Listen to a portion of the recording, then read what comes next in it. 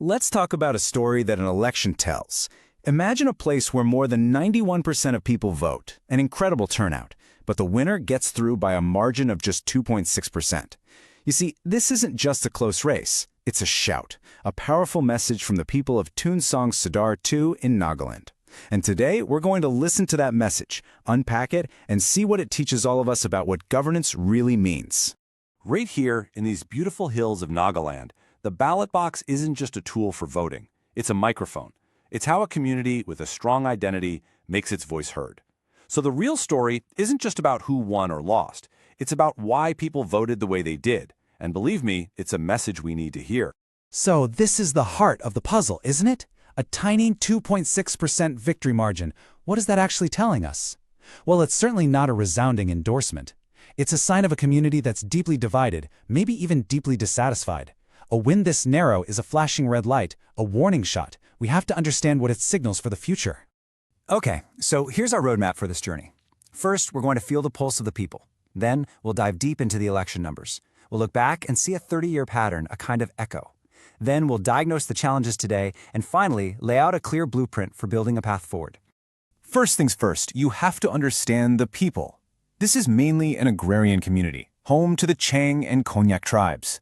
If you want to understand their politics, you have to start by understanding their land, their work, and their daily lives. So what's the one thing that cuts across all the different villages and communities here? What's the core grievance? It boils down to a simple, powerful feeling, the feeling of being left behind.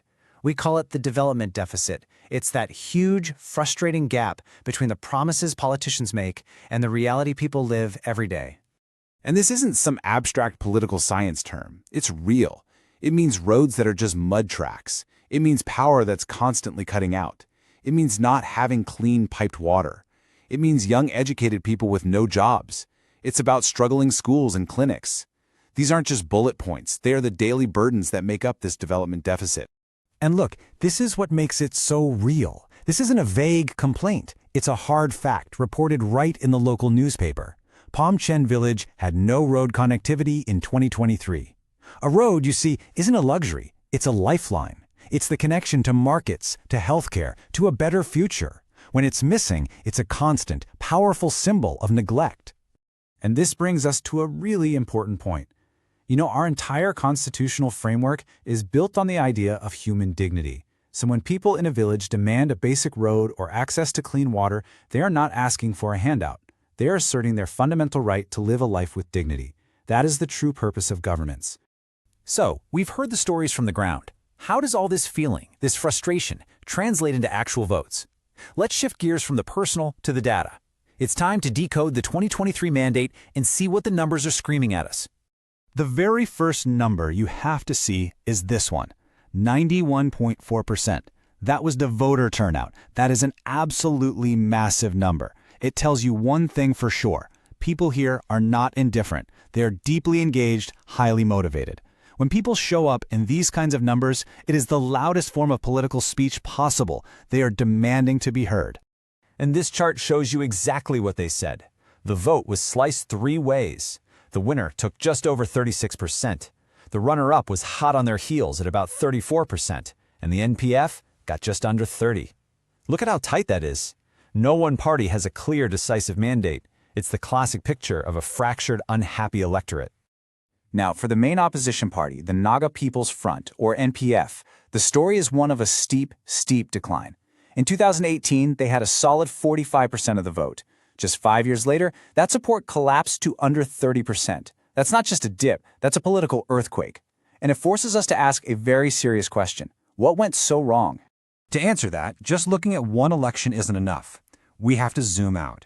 We need to look at the deeper political habits of this constituency.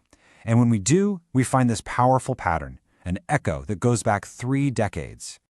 Just take a moment and look at this table. Since 1993, with just one exception right at the start, no sitting MLA has won re-election. Let that sink in. The parties change, the candidates change, but the result is the same. The incumbent loses. For 30 years, every 5 years, the voters have said, time for a change. Now, it would be a huge mistake to look at this and call it voter fickleness. It's the absolute opposite. This is a clear, consistent, rational electorate making a calculated decision. They are sending the same unmistakable message over and over again. If you don't perform, if you don't deliver development, you will be sent home. Period. Okay, so with that 30-year history as our backdrop, let's really get into diagnosing the problem. We'll put the opposition NPF under the microscope. What are the systemic reasons they couldn't ride this powerful anti-incumbency wave? You know, every party has its strengths and its weaknesses. The NPF has a strong brand name, a network across the state, a young candidate. Those are real assets. But the weaknesses are severe. They don't have the power and resources of the ruling party. There are internal fights that weaken their ground game, and their booth-level organization just isn't strong enough. That's why the anti-incumbent vote fractured instead of consolidating behind them. So, facing the truth about these weaknesses is the first step. But what's the next one? How does a party fix this and actually connect with what voters want? This is where we shift from just diagnosing the problem to prescribing a solution. It's a clear, structured framework we call the Chaturmukha Doctrine. Chaturmukha literally means four-faced. The idea is simple, but it's powerful. It's a strategy with four integrated parts. And the whole point is to shift politics away from just making promises before an election to actually providing proof of your commitment to the people every single day. So these are the four faces, and they have to work in perfect sync. First, the leader, the Pradhan, who must be a symbol of integrity and deep local roots. Second, the platform, the Niti, a razor-sharp agenda that directly tackles roads, jobs, and rights. Third, communication, or Pravaha, speaking in the language and symbols that people understand and trust. And fourth, the network, Netritva, the grassroots machinery that empowers every booth, every community. And when we talk about building that network, we must talk about respect. This is crucial. In today's India, with our privacy laws, consent is everything. The goal is to build relationships, to collect feedback, to listen to people's problems, not to harvest their data. Trust is built on respect, and every interaction must reflect that. A brilliant strategy on paper is worthless without a plan to bring it to life. So how do you take this doctrine and make it happen on the ground? Well, you map it onto a practical, disciplined timeline. This is what a 90-day campaign to win back trust actually looks like. The campaign rolls out in clear phases. You start 90 days out, consolidating your base. That means training your workers, getting back to every single booth. At 60 days, you switch to amplifying the message. That's daily door knocking, public meetings. At 30 days, you shift to defense, managing vote splitters and perfecting your get-out-to-vote machine. And on D-Day, it's all about one thing: mobilization. So we end with the question that started this entire discussion. A question that goes way beyond this one constituency.